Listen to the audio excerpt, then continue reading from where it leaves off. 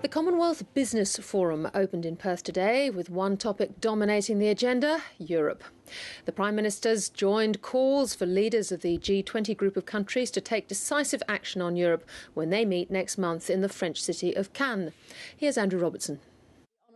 As concerns grow that Italy will be next to be drawn into Europe's spiralling debt crisis, Julia Gillard's message to her counterparts in Europe was blunt. Yes, we acknowledge the steps Europe has taken and how painful they have been.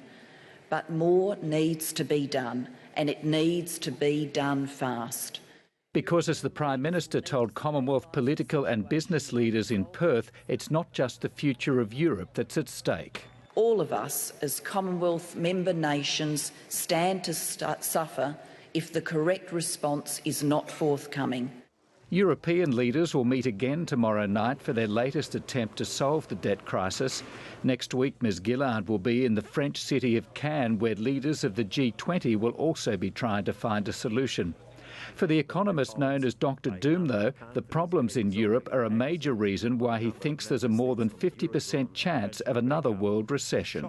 Disorderly defaults by a number of countries and a disorderly exit of a number of member states from the Eurozone and eventually breakup, the shock that could occur because of this disorderly situation in the Eurozone could be as large, if not larger, than the disorderly collapse of Lehman in the fall of 2008.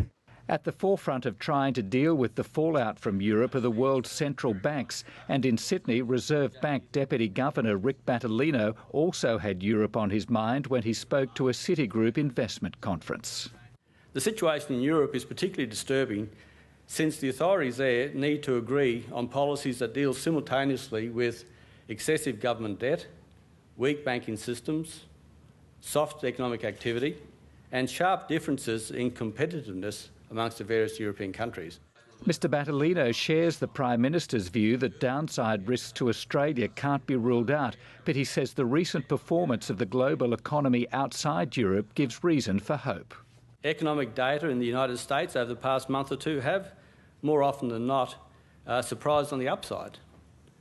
Asia is also continuing to do well overall, and even some of the local economic news here in Australia has been more positive of late.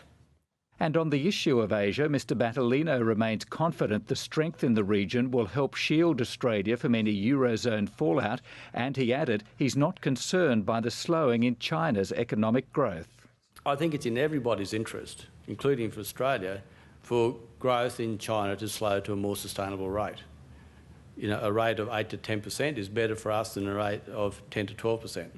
Of course, watching world economic events unfold closer than most is the investment community.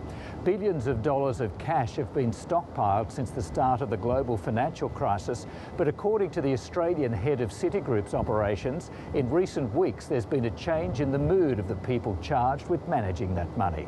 Technically, it seems to me that the market's looking for a reason to buy.